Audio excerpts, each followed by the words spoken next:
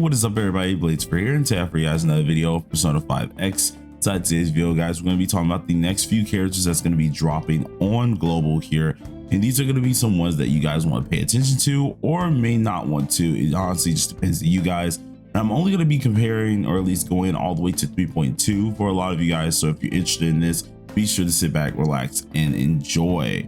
Now we're going to just jump straight into it immediately, seeing the next few characters should be here very soon. And the first character that I want to go ahead and talk about is the man Cherish. Now Cherish was a standard character for the TW side, and he is going to be a standard character on global side as well. Just his banner most likely will not be releasing him right after it leaves. Now this character himself is actually a really good character. The only downside to him is the fact that the man is not really used all too much, especially seeing that we don't have a huge usage for defense type characters. Defense type characters inside this game are kind of in that space that we know they're there. We know that they actually do exist, but they just genuinely aren't used enough to kind of give them that attention that they do need. And Cherish is no different. With the amount of defense that he actually does have, he's amazing. He's a really good guy, but the only problem is he's only used in Yusuke's team, which does fall off a little bit, and he only just excels at defense capabilities. He doesn't have anything else in his kit that really at least allows you to do something.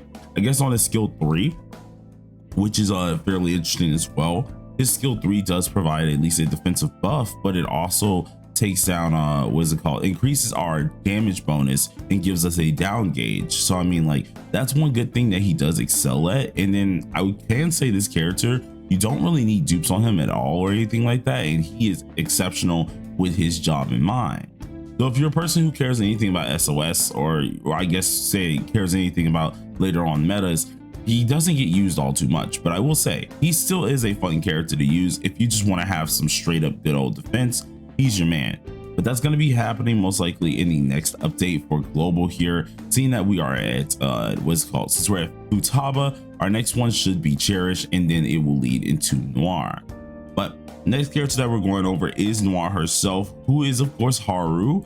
Haru is one of the few characters that was in a very interesting kind of scruffle, I guess, a fight that you could say with this one, because when she first came out, she was amazing for her update, or at least she was decent for her update. But where we understood this character was lacking even more so was the patch after. Haru at first was not the best of characters. I want to say her whole rotation was a little bit incomplete, and then they gave this woman a buff.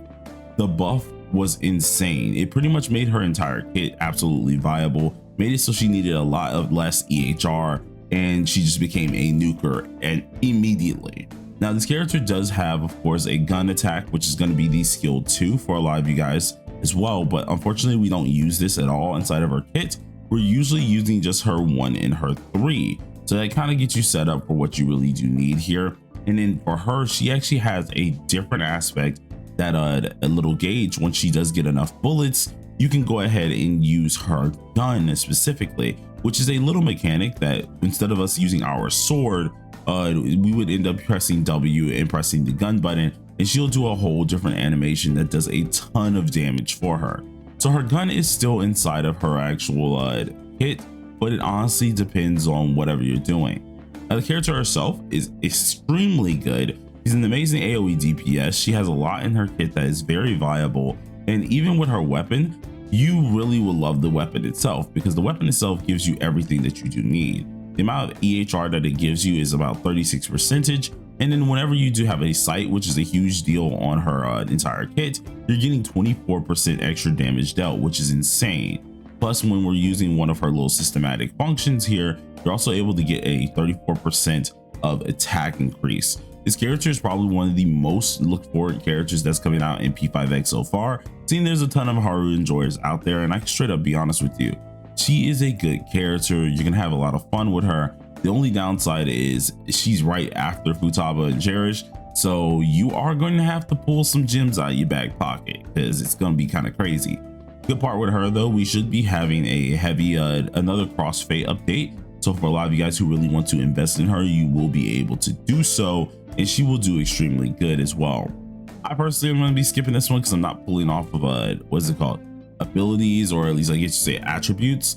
but she is a really nice character that a lot of you guys could very well entertain or at least go ahead and use. The most I'd recommend for her is probably the A1, seeing that it allows you to get some extra crit rate up. It also allows you to increase your attack based on the amount of sights that you have on the enemy. So I mean, like, it is a really nice thing to, of course, endure, but you don't have to have this character if you want. She is a skippable and you can keep on going. And the next character after Haru that we're going to immediately be going over is one of the few ones that I say is a skippable unit, and this is going to be Mont. Now, unlike the other few that I've went through, where of course like Cherish was skippable because of a because of him being a standard, and Noir is on that 50-50 zone, this character is genuinely a skip for me. And the only reason I say that she's a skip for me is I think this is the only character I kind of regret pulling, and it's because she doesn't really have her crits all too well and how fast that she just drops off. Now, the good part about this character is she is a duo typing character, and the first of a duo typing character inside this game. She does both wind and of course ice, and both of which she can do pretty darn good things at, where she's going to excel at mainly helping you out with the pierce rate function and really getting that lovely follow-up damage that she's able to pull off here. Now, the character, with her having at least wind and ice, she technically does have 8 total moves: a ice highlight, ice 3 skills, and then of course a wind highlight and wind 3 skills. Pretty much how this is going to function is when you're in battle, you're able to of course press a mask and it changes you at will. You really just want to stay in one of the elemental functions, though if you're playing a little bit silly or if you want to just have some fun, you can swap the attributes whenever you really want to. Each of them do excel in their own thing, such as like the wind one will allow you to multi-hits and pretty much excel in a ton of damage, while the ice one will allow you to do a little bit more on the defensive side and mainly excel into defense. Now, she's great with either one. The one that you're really going to see used is going to be the wind side, and that is pretty much all we need to know. But the problem with this character is she genuinely does need a buff. I feel like she can be insanely good, but unfortunately she kind of needs a buff. She doesn't deal enough damage, she misses a lot of crits, and this is after actually building this character to the T. I've been building the mess out of this girl, and she's at 43% crit rate, just chilling with 241 crit damage, and this is just her absolutely doing the best she can. Heck, even I went the extra step and decided to actually max out this as well to try and get her to do the best that she could.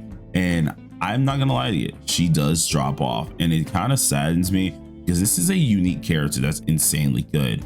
If you really do like Mont, or if you really do like this character and how she looks, of course you want to pull for her, and it's really good to do so. Though if you're a person who's going for SOS, skill boss, or anything like that, you can go ahead and skip this one. It gives you a little bit of a good time period to chill on out for, because the next few characters is where things get turned up, and that was 3.0.2 for Howler.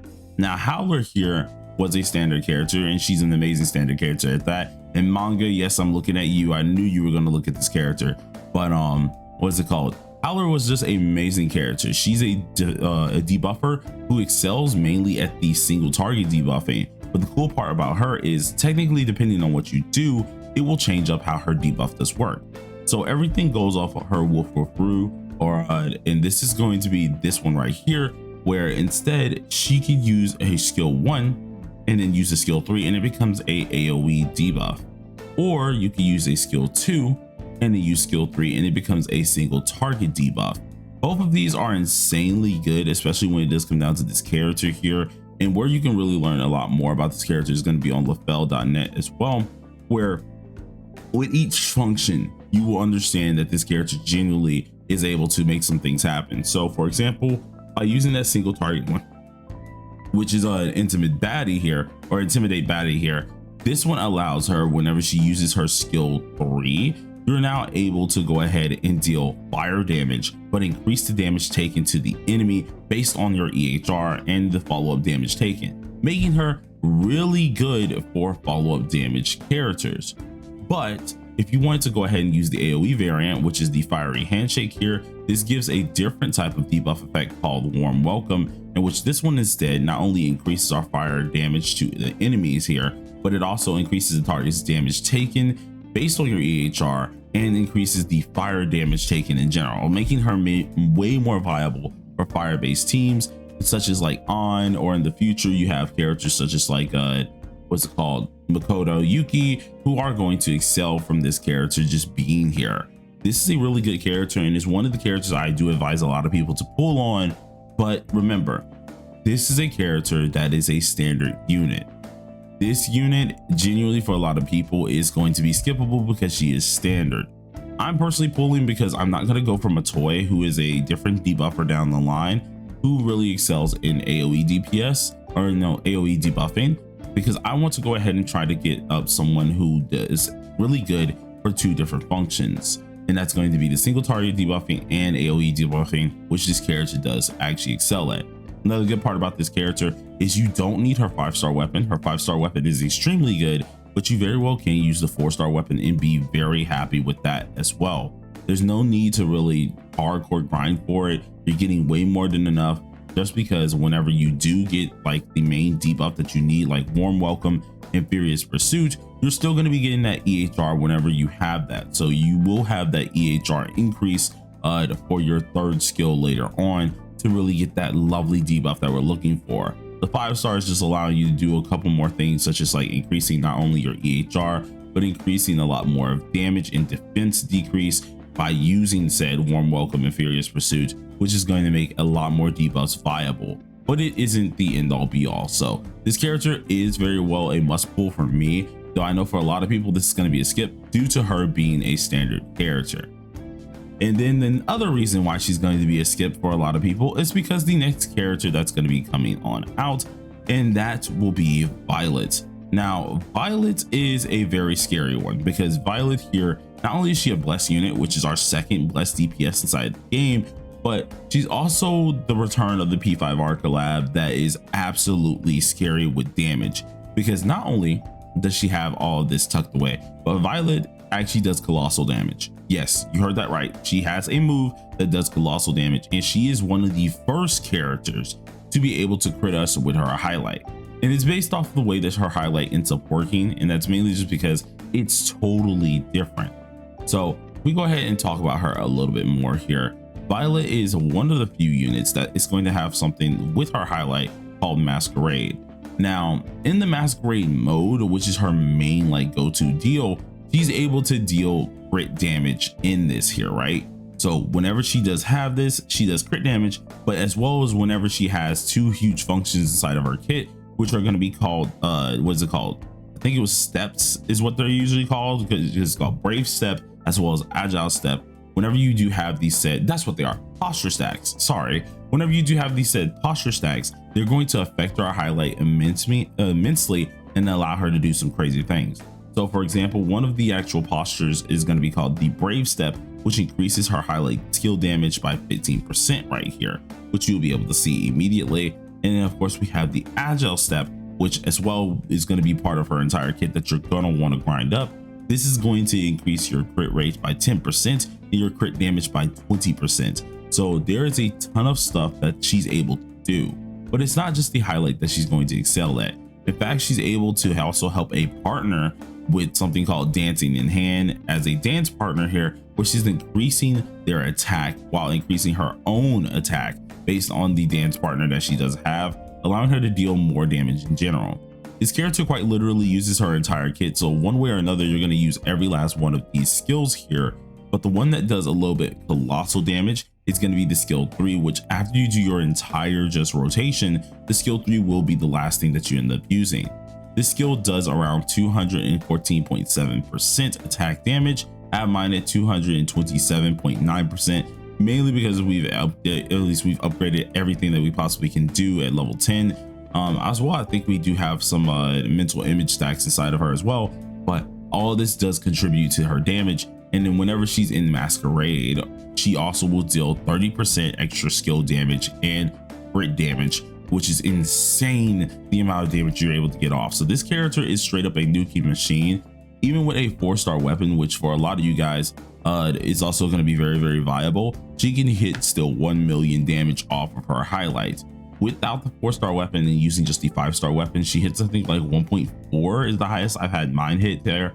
I know she can get a little bit higher for some people, but she's insanely good. I also sat here and built her up to a high degree. I am kind of mad that her crit rate is a little too low because she's at 36%. I wanted her to be around the 40s, and I want this to be even higher, to be like 280 or something. But I think I stopped building her because I think this is just the highest I really can get her. Though I do know her cards aren't fully completed so she is a heavy person to go ahead and get built. If I did say about her 5-star weapon, do you really want to have it? If you're making her your main go-to DPS, then yes, the 5-star weapon is very much so needed. But you very well can use the 4-star weapon, which could save you some pulls as well if you do look forward to that too, which isn't the bad thing. Now when it does come down to this character, is she a summon or skip? I'm personally making the decision where I'm going to skip this character, and it's only just because I have Makoto Nijima and she has been duped at least once. And although Kazumi does way more damage than Makoto here, I am trying to at least reserve my pulls for the next character that's going to be coming out. For most people though, this is going to be a must pull, not only just because she's freaking an amazing character as a character in P5X, but she's also an insanely lovable character from P5R as well. So a lot of you guys who really want this character, don't worry, she's insanely good. Heck, even if she wasn't good, pull who you like. At the end of the day, it is a game for us to enjoy, so this is an amazing character to go for. But she's going to be another 50-50 one of those, much like Haru, where you can pull or skip. That's just honestly up to you. I'm just personally skipping.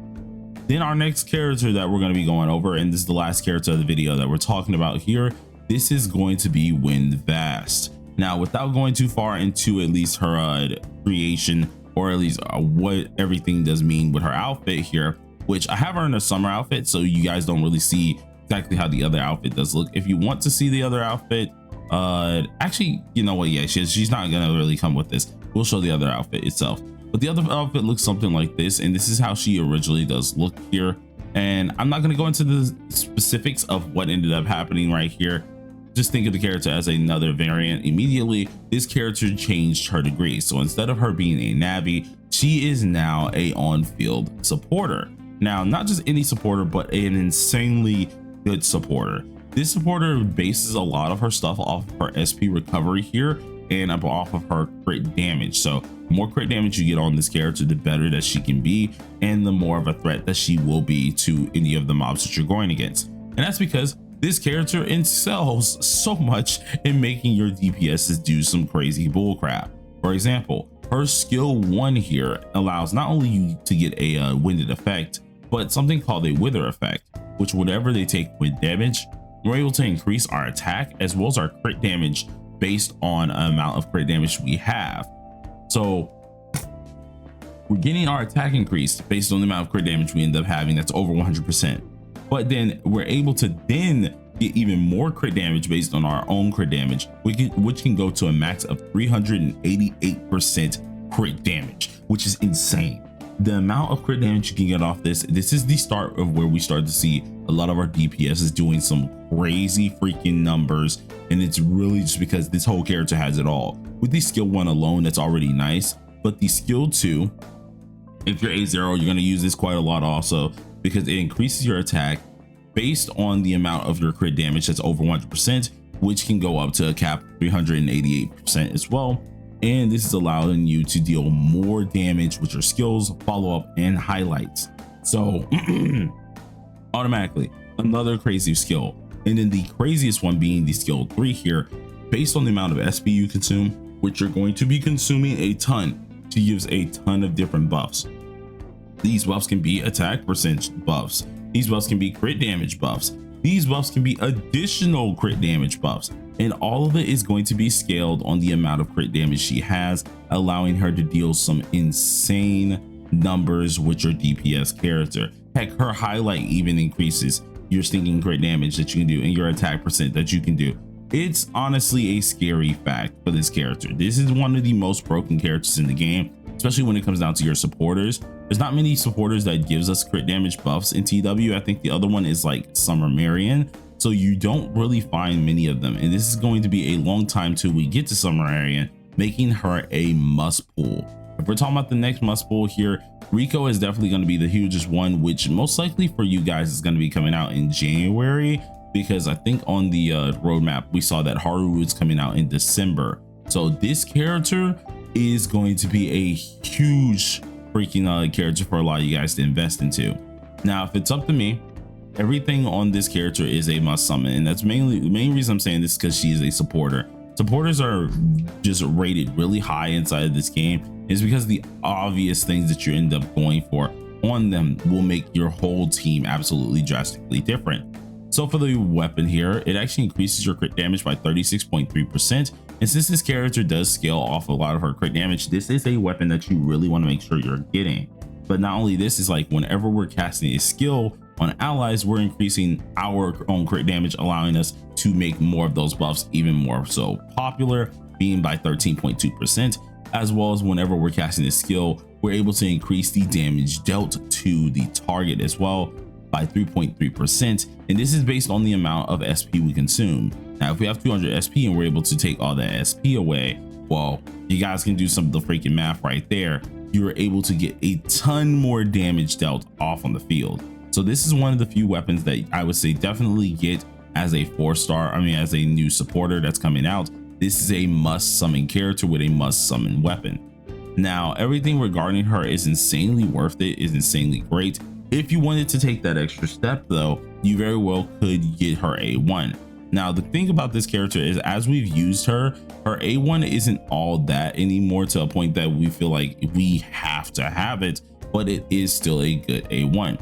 So how this character does work, she technically does get bound to what's it called, wind team, seeing her main thing gets procced off of winded statuses.